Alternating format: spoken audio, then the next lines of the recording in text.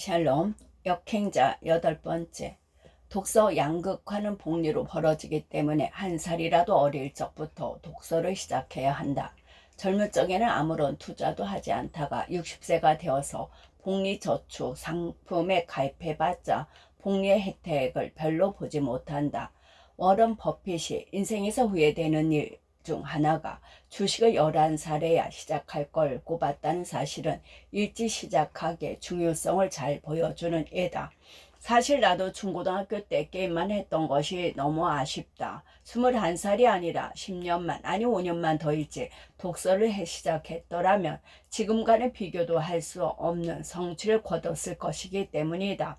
좋은 책을 읽는다는 것은 몇백 년 전에 살았던 가장 훌륭한 사람과 대화하는 것이다. 정말 맞는 말이다.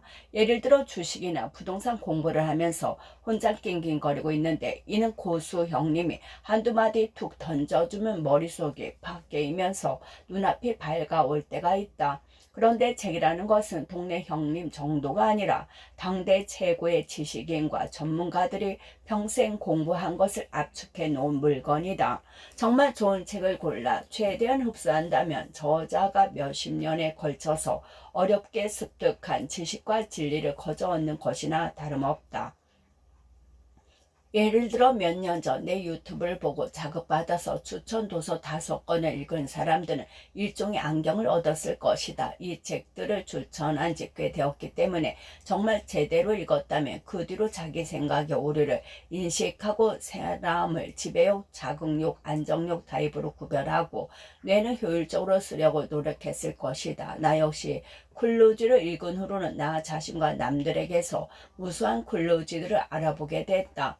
나는 아마 평생 클루지 안경을 쓰고서 클루지들을 없애면서 살 것이다. 만약 누구든 인생의 초기에 이런 좋은 안경들을 갖게 된다면 죽을 때까지 그 복리 혜택을 볼 수 있다. 20살부터 뇌의 복리 저축을 실천한 사람은 아무 생각 없이 살아온 동갑내기 30살보다 차원이 다른 사람이 된다. 이때부터는 독해력이 좋아져 책을 읽을 때 남들보다 빠르게 지식을 흡수하고 재해석한다. 심지어 더 이상 책을 읽지 않더라도 자동으로 지식이 쌓인다. 배경 지식이 있기 때문에 책이 아닌 영화만 보더라도 기존 지식이 발동해서 새로운 생각들을 만들어낸다. 사업 관련 책을 많이 읽은 사람이라면 밥 먹으러 라멘집에만 가더라도 메뉴 구성, 내부 인테리어, 직원 교육 정도 가게 순이익이 저절로 떠오를 것이다. 그 사람에게 매일 만나는 수십 곳의 회사와 매장의 케이스 스터디가 된다. 놀거나 쉬더라도 평소에 고민하던 문제들이 자동으로 풀린다. 기막힌 아이디어로 하루 만에 1년치 연봉을 벌어들인다. 살아가기만 해도 지식이 복리로 쌓이는 것이다. 반면 평소 아무 지식도 쌓지 않은 경우엔 아무런 안경을 쓰지 않는 것과 같게 아무것도 발견하지 못하게 된다. 설사 뒤늦게 깨닫는다 해도 일찍 깨우친 사람과의 격차는 좁힐 수 없다. 남들도 계속 뛰고 있으니까. 뇌최적화 1단계 22 전략. 늦은 나이에 철학과에 입학한 나는 늘 같은 과 동기들에게 왜 영어 공부를 안 하느냐, 왜 취업 준비를 안 하느냐는 소리를 들었다. 그도 그럴 것이 당시 나는 1학년부터 2학년 겨울까지 오로지 책 읽기와 글쓰기에만 몰두했기 때문이다. 그렇다고 많은 시간을 쏟은 것은 아니고 하루 평균 1, 2시간 정도 했던 것 같다. 대학에 입학하기 전 수많은 자서전과 자기계발서 심리학 책들을 읽었다. 수백 권의 책을 읽으면서 책 읽기와 글쓰기가 성공으로 가는 최고의 지름길이라는 결론을 내렸다. 최악의 조건에서 최고의 인생을 만든 사람들의 공통적인 행위이기도 했다. 나는 토론 동아리와 시 동아리에 들어가서 열심히 활동했다. 시는 창의성이 길러주고 토론은 소음에 가려진 신호를 찾는 방법이라고 생각했다. 주변 사람들은 책 읽기와 글쓰기를 시간 낭비로 취급했다. 그러거나 말거나 나는 매일 책을 읽고 글을 썼다. 나머지 시간엔 놀았다. 사실 나도 불안했다. 정말 이게 맞는 걸까? 나를 아끼는 사람들이 저렇게까지 말하는 데는 이유가 있지 않을까 하는 생각도 들었다. 하지만 확실한 믿음 하나가 있었다. 대학에 다니는 동안 책 읽기와 글쓰기 딱 두 가지만 하자. 내가 지금 뭘 할지도 모르겠고 나중에 뭘 할지도 모르겠다. 그러나 다독, 다작, 다상량 많이 생각하기로 기본기를 다져두며 훗날 뭘 하더라도 남들보다 훨씬 앞서갈 수 있을 거다. 이제 십수년이 지났다. 나는 누구보다도 자유로워졌고 또래 가운데에서 누구보다 많은 돈을 벌고 있다. 무엇보다 행복하다. 내가 인생에서 가장 잘했다고 생각하는 것, 투투 전략을 실천했다는 점이다. 알베르트 아인슈타인, 마크 트웨인, 프로다 칼로, 레오나르도 다빈치 등 천재들은 글쓰기를 즐겼다. 세상에 이름을 남긴 작가, 철학자, 기업가 상당수가 글을 잘 쓴다. 그들이 천재로 평가받은 이유는 글을 잘 썼기 때문이 아니다. 오랜 글쓰기로 뇌 발달이 이루어지면서 더 나은 두뇌를 갖게 되었기 때문이라고 생각한다. 원인과 결과가 반대다. 몸의 코어 근육을 발달시킨 사람은 어떤 스포츠든 잘할 수 있다. 야구선수 출신의 유튜버 야신 야도, 미식 축구를 했던 유튜버 마랑 등은 코어 근육이 발달해 있다. 이들은 새로운 스포츠를 배울 때 남들보다 10배 이상 빠르게 기술을 습득하며 놀라운 퍼포먼스를 보여준다. 마찬가지로 뇌의 코어를 단련해두면 뭐든 잘할 수 있다. 사람들은 나에게 어떻게 하는 것마다 성공시킬 수 있었느냐고 묻는다. 나는 각기 다른 사업을 어렵지 않게 성공시켰으며 유튜브, 블로그, 마케팅, 책 읽기 등 뭘 해도 손쉽게 목표를 이뤄냈다. 그 비결은 뇌의 코어를 단련했기 때문이라 확신한다. 근육을 단련하듯이 두뇌도 단련할 수 있다. 하지만 대부분의 사람들은 근육 단련에 실패하며 두뇌 또한 단련하는 방법을 몰라 포기해버린다. 비교해보면 둘은 상당히 비슷한 점이 있다. 일단 근육을 단련하는 방법은 매우 간단하다. 한 번에 8회 정도 들 수 있는 중량을 3세트 반복하면 된다. 8회를 들다 놨다 한 후에 2분 쉬는 걸 3번 반복하는 3세트 운동이 필요하다. 그러고 나서 단백질을 먹고 48에서 72시간을 쉬어주면 된다. 이것만 잘 지키면 상위 10% 안에 들 수 있다. 하지만 90% 이상의 사람들이 몸 만들기에 실패한다. 왜일까? 이 간단한 법칙을 지키지 않기 때문이다. 혹은 비효율 적인 방법으로 매일 몇 시간씩 운동하다가 힘들어 포기해버리기 때문이다. 나는 일주일에 한 번 10에서 20분만 운동한다. 그럼에도 사람을 만날 때마다 몸 조심해요. 헬스 하시나 봐요. 라는 말을 항상 듣는다. 이것은 경제적 자유를 얻는 과정과 아주 비슷하다. 대부분의 사람들은 비효율적인 방법으로 경제적 자유를 얻으려다가 결국 포기해버린다. 혹은 자의식 때문에 본인이 정한 방식만 고집하다가 결국 자유를 얻지 못한다. 운동에 실패하는 이유를 정리해보면 아래와 같다. 첫째, 음식 섭취를 제대로 하지 않는다. 둘째, 매일 한두 시간씩 무리한 운동을 하다가 힘들어서 포기한다. 3세트만 해도 되는 운동을 10에서 20세트 한다. 셋째, 근육 휴식 시간이 필요한데 이를 어긴다. 프로 보디빌더에게만 필요한 운동 방식을 따라한다. 즉 어떤 운동 방법이 효율적인지 모른다. 경제적 자유를 얻는데 실패하는 이유 또한 정리해보면 이렇다. 자의식대로 살아간다. 둘째, 남이 성공했다고 하는 방식을 그대로 따라한다. 3시간 수면, 미라클 모닝, 말도 안 될 정도의 노력 등 내 최적화를 소리한다. 아니 무시한다. 간절히 믿으면 우주가 도와준다. 따위에 자기 체면만 강화할 뿐 효과 있는 실천을 하지 않는다.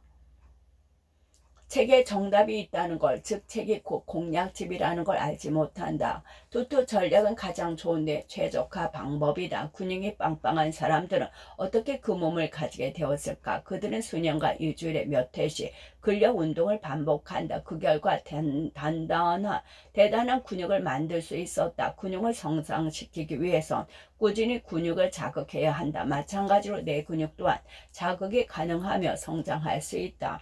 근육을 성장시키기 위해선 덤벨을 들어 올리면 된다. 마찬가지로 뇌를 성장시키기 위해선 책 읽기와 글쓰기가 가장 효율적인 방법이다. 이 이상의 방법은 없다고 단언한다. 투투 전략이란 게 별거 아니다. 2년간 매일 2시간씩 책을 읽고 글을 쓰는 걸 말한다. 나는 이 덕분에 뇌를 발달시킬 수가 있었다. 23살에야 대학에 들어갔으면서도 2년간 투투 전략을 실천하여 24 겨울에 첫 사업을 성공시켰고 매월 순이익 3천만 원을 벌었다. 밑바닥에서 기어오르다시피 한 반전이었다. 이 글을 보고 기겁하는 사람도 있을 것이다. 그래, 독서까지는 알겠어. 근데 글까지 쓰라고? 나는 당신에게 작가가 되라고 강요하는 게 아니다. 예전에 나라도 인생에서 성공하는 법을 알려준다더니 이게 무슨 소리야? 라고 했을 것이다. 그렇다. 나는 그저 인생 공략법, 부의 지름길에 대해 말하고 있을 뿐이다. 인생을 바꾸는 방법은 간단하다. 의사결정력을 높이면 된다. 인생이라는 미루에서 남들은 막다른 길로 갈 때 나는 출구를 향한 길을 고르면 된다. 남들은 자의식에 사로잡혀 망할 주식에 달려들 때 재빠르게 익절의 안목 남들이 덜덜 떠는 복락장에서 싸게 매집하는 배짱을 키우면 된다. 남들 말만 듣고 가게를 차리거나 자기 아집에 사로잡혀 사업을 벌이는 사람은 인생이 꼬일 수밖에 없다. 자의식을 해체하고 뇌를 최적화해서 남들이 보지 못하는 기회를 포착하면 인생이란 게임이 진행될수록 당신은 레벨업 된다. 이 인생 공략집과 치트키가 되어주는 것이 책 읽기와 글쓰기다. 의사결정력, 장의력, 베타인지 등을 직접적으로 발달시키기 때문이다. 우리는 어떤 행위를 할 때 뇌의 일부만 사용한다. 유튜브를 볼 때, 스릴러, 영화를 볼 때, 여행이나 데이트, 운동을 할 때 각각 다른 영역의 뇌를 사용한다.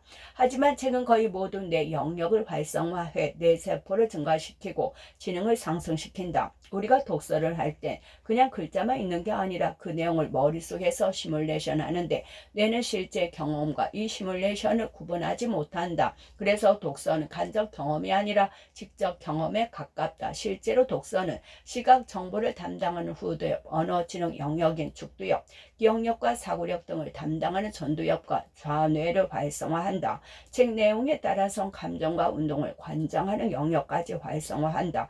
즉 뇌 전체를 사용하게 하는 것이다. 독서를 하게 되면 다양한 뇌의 영역이 서로 정보를 주고받으면서 활성화되고 뇌 세포의 증가로 뇌 신경망이 촘촘해진다. 쉽게 말해 지능이 높아진다. 근육이 증가하듯 뇌 근육이 증가하여 코어가 강해진다.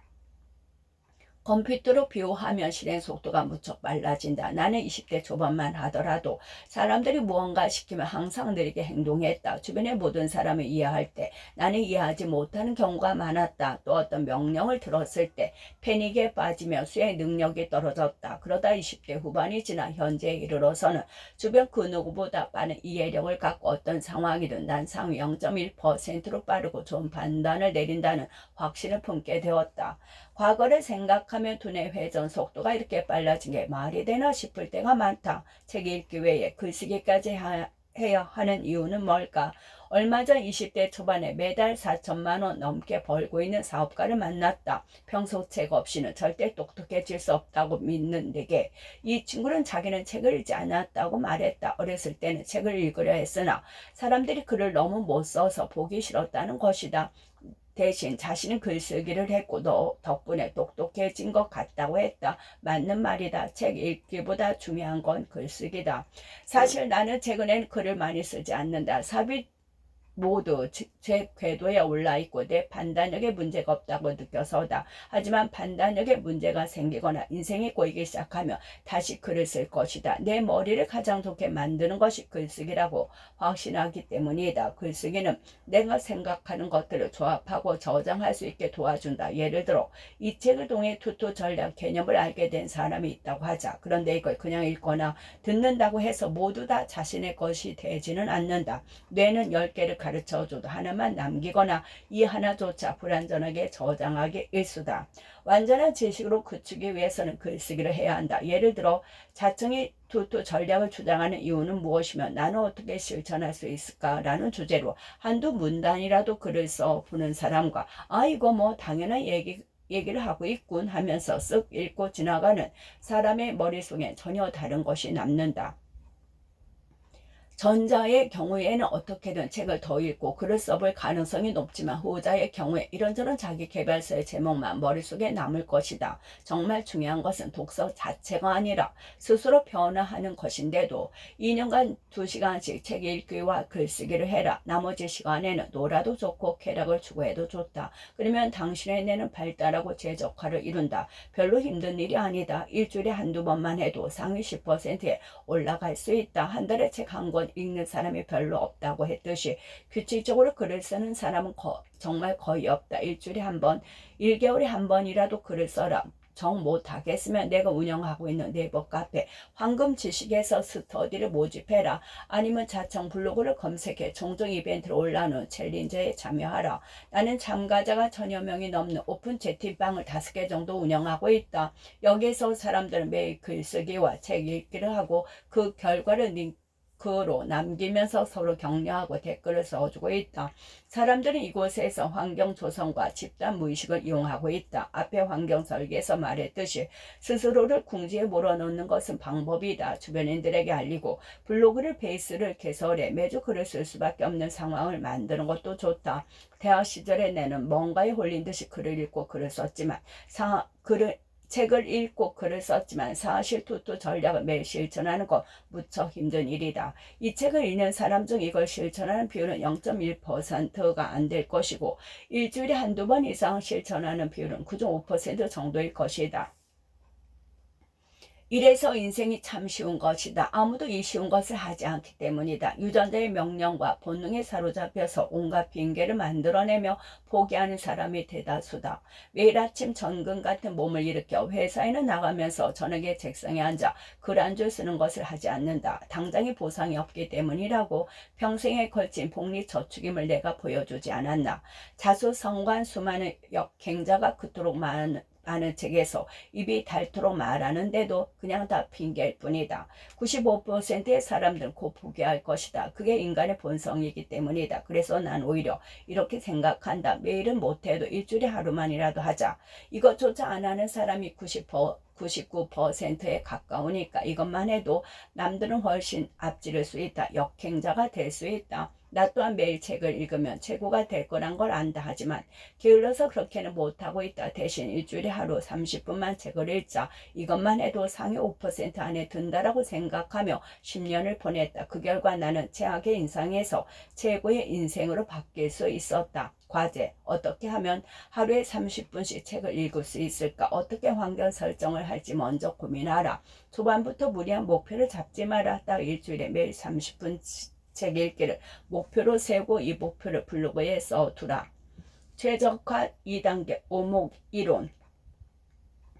해본 사람은 알겠지만 오목은 수만 잘 두면 끊임없이 공격할 수 있다. 적절히 다른 돌과 연계되어 두면 공격 루트가 많이 생기고 그러는 사이 상대는 방어만 하다가 게임에서 패배할 때가 많다. 만약 우리 인생도 오목처럼 플레이한다면 어떻게 될까? 당신이 무한하게 승리할 수 있는 수만 둘 수 있다면 인생으로부터 자유는 저절로 얻게 된다. 계속 가난하다가 한번 부자의 길에 올라탄 사람이 기하급수적으로 돈을 축적하는 것 또한 같은 이치다. 오목은 돌을 두는 게임이다. 인생도 이와 비슷하게 의사결정이라는 돌을 두는 게임과 같다.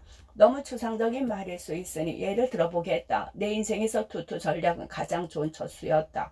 투투 전략은 지능을 높여주는 좋은 방법이었으므로 이후엔 그 어떤 지식도 쉽게 흡수할 수 있게 되었다. 두 번째 두었던 수는 상담이었다. 8년 넘게 상담을 하면서 나는 인간의 감정이 어떻게 움직이는지 이해할 수가 있게 되었다. 그러니 자연스럽게 타인의 마음을 움직이는 마케팅도 잘할 수 있었다. 세 번째 수는 마케팅이었다. 나는 마케팅을 이해함으로써 어떤 사업도 실패할 수 없는 비즈니스 실력을 갖게 되었다. 나이가 2019년부터 유튜브가 대세로 떠오를 것임을 미리 감지할 수 있었다. 유튜브 채널을 운영한 덕분에 우리 회사 규모 정도로는 절대 뽑을 수 없는 인재들을 모을 수가 있었고 덕분에 다음 수로 여러 회사를 늘려갈 수 있었다.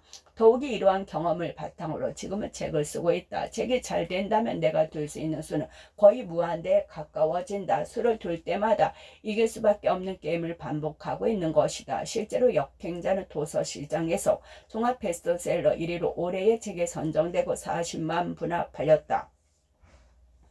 그 결과 나의 사업과 인맥은 두 단계 업그레이드가 되었고 둘 수 있는 수는 무한대가 되었다. 부자들의 인터뷰를 보면 공통적으로 하는 말이 있다.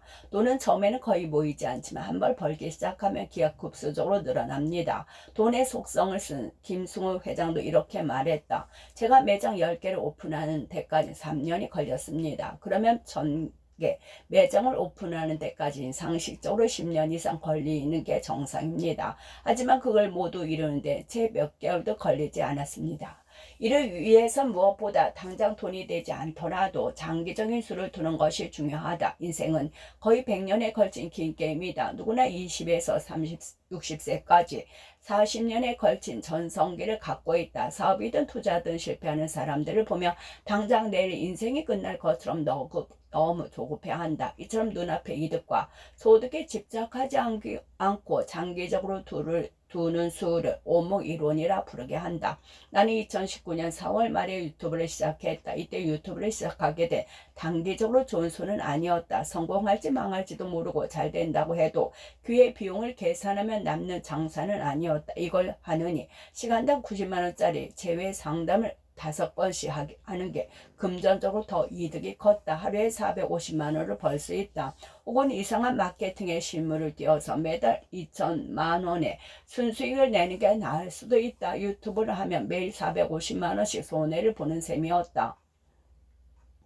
하지만 결과적으로는 당시 미친 듯을 일을 하는 것보다 유튜브가 훨씬 큰 이득을 가져다 주었다. 유튜브 방송이 성공한 후 상장기업 대표들도 만나고 자수성가 몇백억대 자산가들도 수없이 만날 수 있었다. 덩달아 사업 기회도 늘어났으며 그동안 모르던 투자의 세계도 많이 알게 되었다. 사람들이 내 영상을 보고 오기 때문에 소개를 길게 할 필요도 없었다. 어떤 사업을 하든 유튜브에서 언급만 하면 큰 성과를 올리게 되었다. 가장 중요하게는 전국에서 수많은 인재가 몰려왔다는 것이다. 최고 수준의 인재들을 채용할 수가 있었고 덕분에 회사가 커졌다.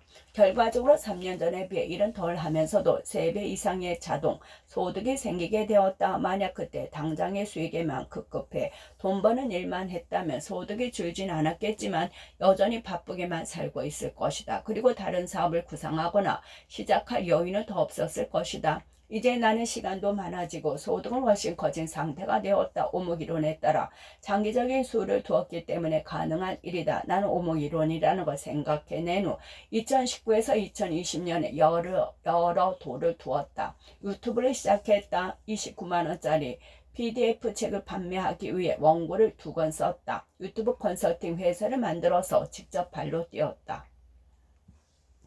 유튜브 컨설팅 가격은 39만 원이었다. 직접 제외 상담을 하면 90만 원을 벌었겠지만 39만 원짜리 컨설팅을 직접 하면서 유튜브에 대한 이해도가 더 깊어졌다. 이 덕분에 유튜브 알고리즘 탭댄스라는 PDF 책을 쓸 수 있었다. PDF 책은 다시 월 1,500만 원씩 자동 수익을 가져다 주었다. 또한 구독자 10만 이상 유튜브를 20여 명 배출하며 유튜브의 성공 공식을 알아냈다. 이것들을 토대로 3년간 구독자 9,000명 수준으로 정체되었던 유튜브를 2개월 만에 구독자 50만 명의 유튜브로 만드는 경험도 할 수 있었다.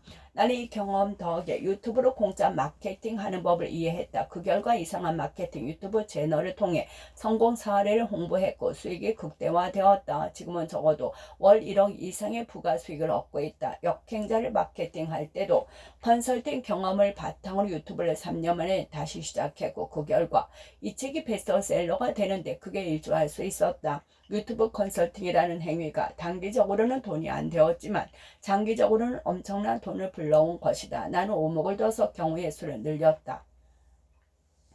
몇 년 전만 하더라도 나는 책을 쓸 계획을 갖고 10곳 갖고 출판사에 초고를 보냈다. 하지만 대부분 답이 없었고 그나마 한 곳에서 온 회신은 거절 메일이었다. 나는 생각을 전환했다. 내가 제안할 게 아니라 출판사에게 매달리는 상황을 만들어야겠다고 생각했다. 그리고 정말 유튜브라는 수를 둬서 성공을 거두자 상황이 역전됐다. 내가 유튜브에서 언급한 5권의 책은 그 전에 절판되거나 하루에 한두 권 팔리는 수준이었지만 이후 전부 베스트셀러가 되었다.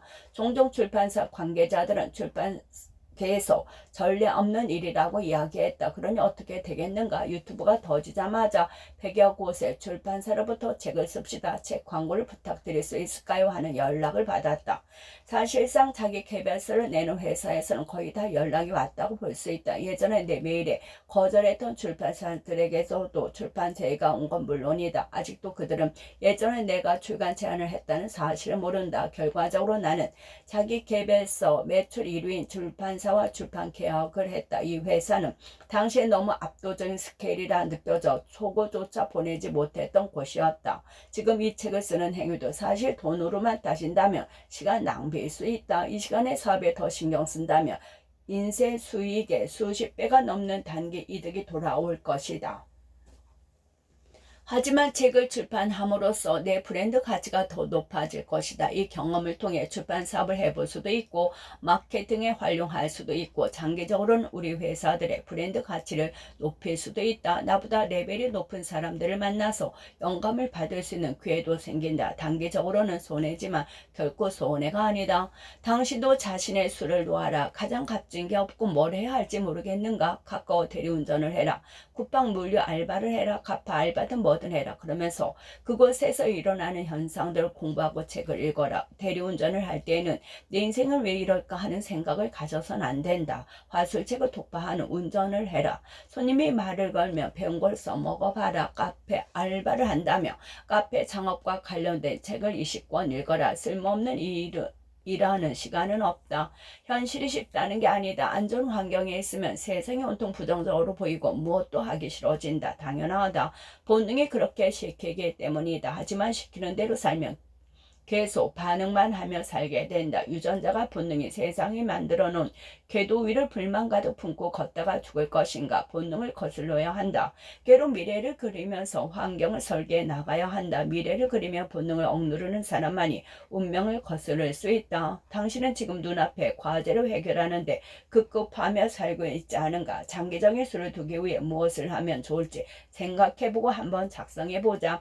정 생각나는 게 없다면 내가 두었던 수를 고려해 보길 바란다. 야근이 있는 회사보다는 100만 원 덜 벌더라도 쉬운 직장으로 이직하라. 남은 시간에 운동을 하여 뇌를 최적화하고 하루 1시간 책을 읽어라. 알바를 2탕 뛰고 있다면 반드시 하나를 그만두고 그 시간에 창의적인 공동체에 나가거나 자기 개발을 좋아하는 사람이 모인 공간에 책을 읽거나 나보다 더 나은 사람을 만나라. 당장의 성취에 급급하여 인생을 갉아먹는 것은 순리자의 전형적인 행동임을 기억해야 한다. 과제.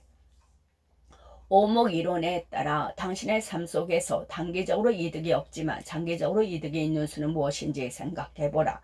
만약 없다면 지금부터 둬야 할 장기적인 수는 무엇인가? 생각이 나지 않아도 좋으니 10분간 밖에 나가서 걸으며 생각해보자. 그리고 그 생각을 블로그에 적어두라. 뇌 최적화 3단계, 뇌를 증폭시키는 4가지 방법. 게임에는 120% 능력치 상승 같은 마법이 등장한다. 그렇게 뇌 능력치를 상승시킬 수 있다면 얼마나 좋을까? 나는 뇌와 인간의 인지 메커니즘에 대한 책을 많이 읽으면서 그걸 효율화하는 방법에 대해 깊이 생각해왔다.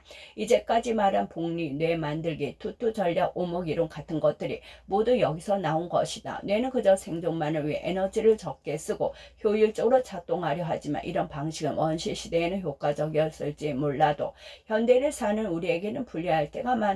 그래서 이 게으른 뇌를 어떻게든 깨우고 새로운 정보를 받아들여 새로운 것을 만들게 하고 그 생각들이 외부 현실에서 구현되도록 하고 거기에서 다시 새로운 정보가 생성되어 뇌를 자극하는 일련의 선순환 루프를 만들기 위한 것이 앞의 방법들이다. 그러니까 이제까지 생각한 것들은 뇌 속에 새로운 배선을 까는 것, 일종의 새로운 프로그래밍에 관한 것이었다. 그런데 이 프로그래밍과는 별도로 거기에 강력한 전류가 흐르게 하는 것, 즉 활성화하는 것은 또 다른 문제다. 이는 이 뇌 자극에 대한 현실적인 팁들을 이야기해 보겠다. 앞에서 나는 근육을 키우는 것과 독서 뇌를 만드는 게 비슷하다고 했다. 운동을 열심히 해본 사람은 알겠지만 몸도 처음에는 새로운 운동에 저항을 한다. 근육통이 오고 열량을 소모한 만큼 지방을 더 축적하려 한다. 하지만 이를 이기고 어느 정도 수준이 되면 운동이 한결 수월해진다. 거꾸로 말하면 3세트만 해도 커지는 근육이 5세트를 해도 별로 자극받지 않는다. 몸이 적응했기 때문이다. 뇌도 마찬가지다. 앞서 말한 복리뇌 만들기, 투투전력 오목이론을 열심히 하면 처음에는 놀라울 정도로 성장하지만 이 야가 빠진 뇌라는 녀석은 다시 거기에 적응하기 시작한다. 똑같은 정도로 노력하는데도 별로 실력이 늘지 않는 시점이 온다. 이게 필요한 게 바로 뇌 자극이다. 다시 게으러진 뇌를 증폭하는 뇌 자극 역시 운동 프로그램 리셋과 비슷한 원리를 따른다. 새로운 배선을 깔고 이 배선이 자리 잡을 만큼 충분한 휴식을 주는 것이다. 아래에서는 내가 실제로 활용한 뇌 자극 방법들을 소개한다. 안 쓰던 뇌 자극하기. 과학 분야의 노벨상을 탄 사람들은 어떤 특별한 재능을 갖고 있을까? 과학 분야의 노벨상에도 수많은 분야와 주제가 있기 때문에 이들에게 어떤 공통점이 있는지는 누구나 궁금해한다. 그런데 조사 결과 정작 과학에 대한 이해도는 노벨상을 받지 못한 다른 과학자들과 큰 차이가 없었다고 한다. 하지만 노벨상 수상들에게는 다른 사람들과 구별되는 특이한 점이 하나 있었다. 그것은 과학 말고 다른 분야에도 조예가 깊었다는 점이다. 과학 분야의 노벨상 수상자들은 문학이나 역사 등 다른 분야에 대한 관심과 이해가 높았다. 창의성이나 지혜는 통합적 사고에서 나온다. 흔히 통찰력이라고 불리는 통합적 사고는 뇌 전체를 통합적으로 사용할 때 발휘되는 사고력이다. 멋진 아이디어를 내거나 기상천외한 해법을 발견하기 위해선 뇌의 여러 영역을 자극할 필요가 있다는 말이다. 그래서 끝.